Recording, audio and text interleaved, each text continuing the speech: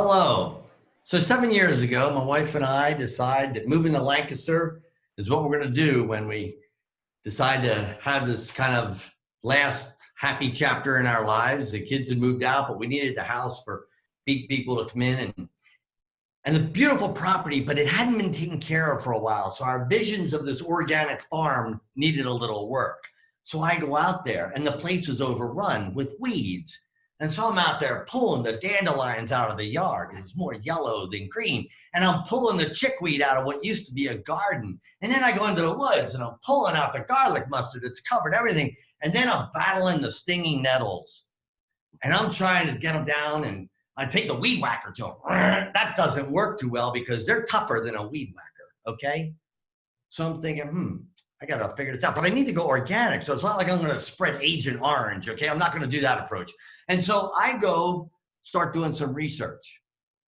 And I'm looking, and I look up organic ways to get rid of nettles. And I'm kind of shocked at what I'm seeing. And I'm like, wow. So I keep scrolling. I'm looking up chickweed. I should be calling it stellaria. Okay, wow. That's kind of interesting. And then I'm looking up dandelion. I'm like, wow. And I'm starting to feel a little guilty because I realize I'm now the apprentice to a crime. I've stolen their identity like a lot of people, and they're definitely having an identity crisis. I've been calling them weeds. I've been calling them undesirables. What do I find in my research? You know that stinging nettle? It saved the Irish from the potato famine.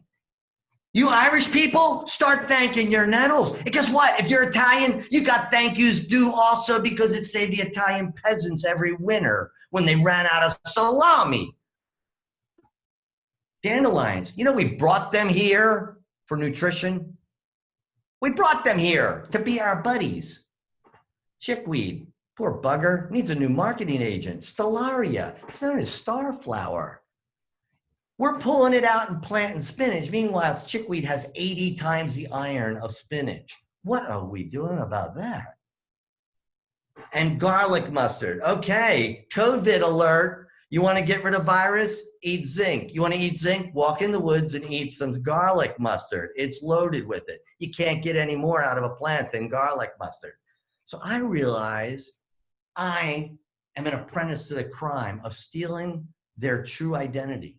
Partners in our journey on this planet Earth. They're there. Chickweed, it's what you see around every civilization because it follows us around. It loves us so much. So it got me thinking, boy, I got to really, really be careful what I do with another identity. I don't want to be in the business of stealing it.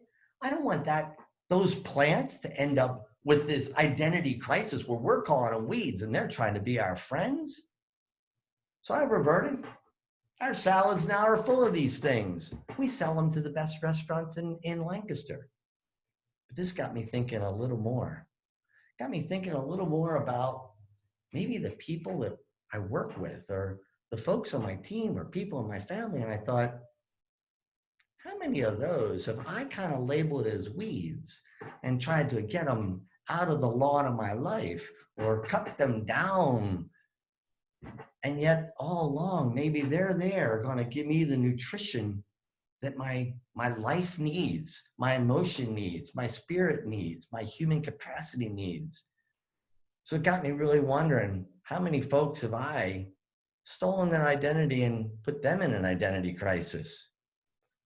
So I really think those weeds asked me to tell a story about them. So I'm here to tell it for them. So be careful. Be careful how much you contribute to someone else's identity crisis. You don't want to be an apprentice to that crime.